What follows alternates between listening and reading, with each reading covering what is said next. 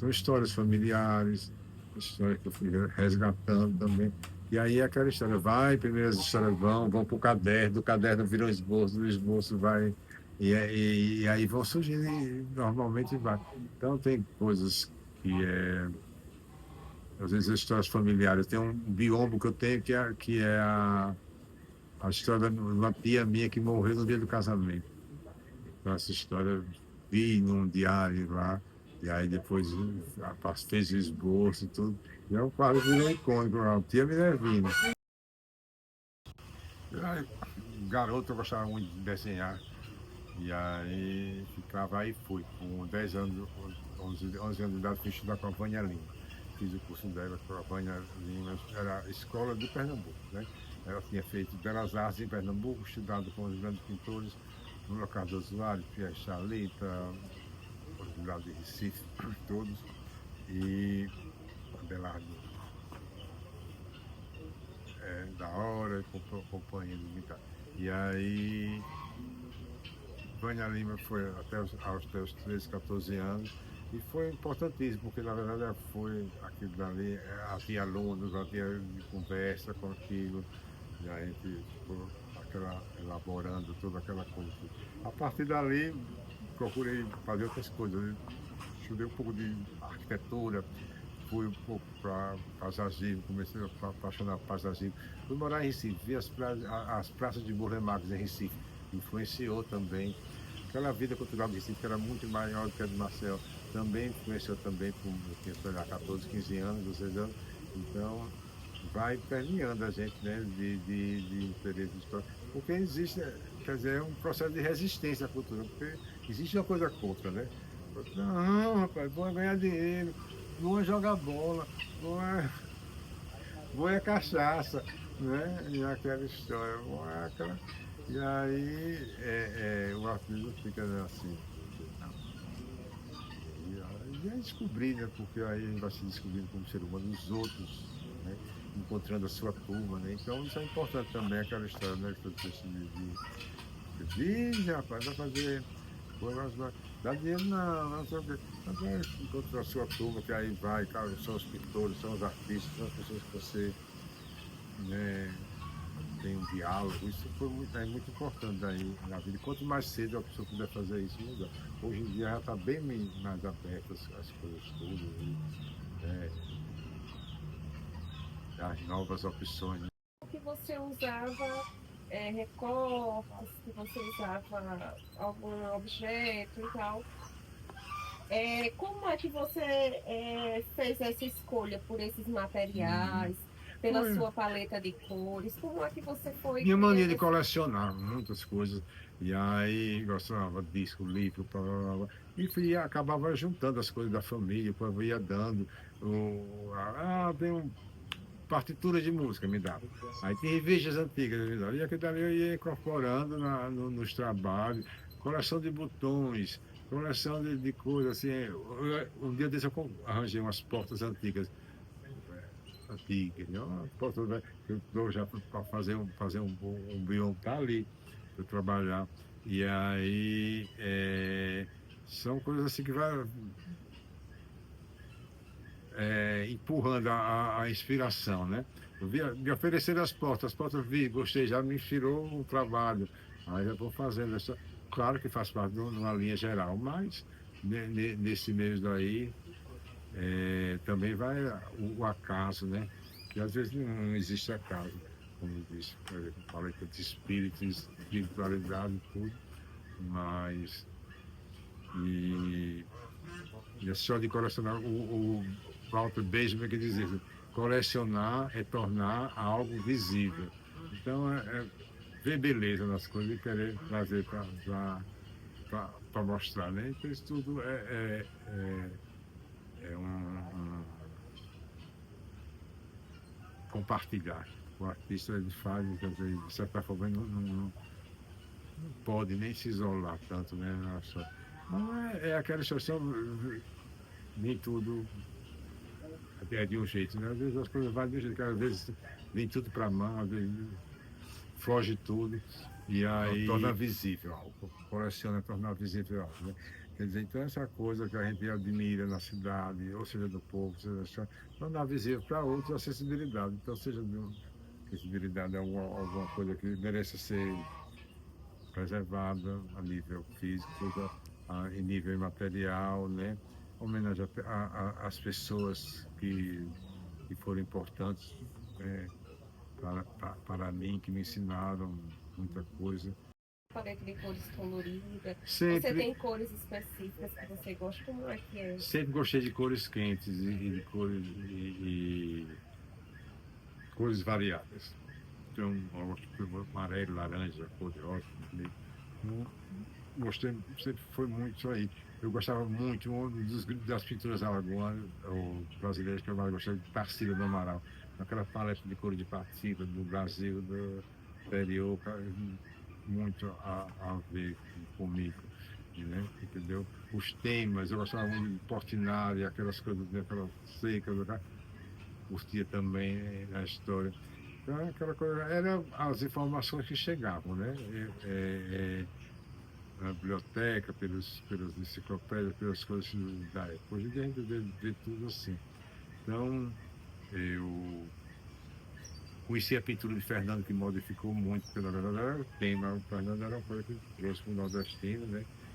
A pintura alagoana, a realeza, sobre mostrar a face da sociedade, tudo do que nós éramos, né? Porque a pintura tem muita coisa do barroco, do colorido também, do vermelho, azul. E a minha sempre foi muito assim, de pintura. E, mas claro que a gente, né, por exemplo, hoje em dia eu vou dizer que foi umas fases. Mas teve fases, já foi, né, de pintar mais sem ser exatamente naif, né? Nova figuração, né? Assim, algumas coisas, experiências lá na década de 80, isso às vezes acontece de perda, né? Hoje eu vi, quando eu perdi a minha irmã, uma paleta se fechou. Quando hoje eu vejo aqueles quadros daquela época muito roxo, muito azul, muito escuro. Quer dizer, eu continuei pintando, a cor estava saindo, mas estava saindo escura. Quer dizer, depois varia normalmente. Isso acontece com outras pessoas também. O Eduardo Xavier é um grande pintor amigo meu, eu gosto muito do Eduardo também, que é um multiartista, ele é músico, e ele pinta, e ele gosta da coisa da pintura em si, e ele também passou por isso também, da paleta escurecer uma época e depois e vai encontrando, né? E a gente vai descobrindo, às vezes, outras coisas em outros momentos. Mas que acontece isso, acontece. E às vezes as técnicas, né? Quer dizer, às vezes ele vai para gravura e metal fazer com aramário preto e branco, Passado o tempo. O que é que você manteve, mesmo com todos esses com anos de todas, né? Acho que as cores, né? Acho que também nunca se tem necessidade de mudar nas coisas. Bem que vai, foi pro vermelho, né? Rogério Gomes, foi pro vermelho e pro preto. E a história antigamente era só azul e coisa. Acho que manteve um pouco essa coisa realmente eu curto coisas coloridas, né? De coisa geral. E aí, e a capacidade, de, às vezes, de ver em lugares coisas que me inspiram, assim, dentro da própria cidade. Às vezes, pô, um dia desse ia passando por um negócio, tinha uma casinha toda vez, a mulher sentada na porta, toda de amarelo.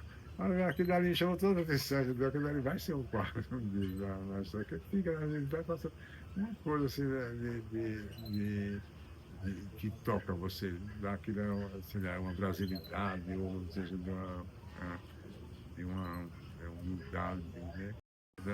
Eu sou bem lento, gostava muito de fazer vários quadros ao mesmo tempo, porque aí ia fazendo aos poucos, e aquela história tudo.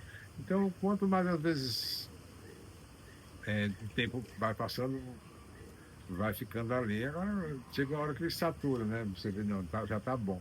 Mas se deixar, vai tem um detalhezinho, alguma coisa assim, outra. Porque eu gosto, às vezes, de trabalhar né, com exposição, porque você vai, faz aquilo e joga lá, não fica. Porque há sempre essa coisa de dar um detalhe, principalmente a pintura naif. E é legal também que a parte de terapia, né? Quando chega uma hora que você vai, aquelas coisinhas vai fazendo, você vai cuidando, depois que sua que você vai ajeitando também. Esse cantinho, né, de você pode encontrar o seu espaço, o seu lugar de trabalhar, de você satisfazer. Eu gostei muito de trabalhar uma época com a cidade de Marcel. Trabalhava com minhas memórias, com as memórias da família, me machu, como é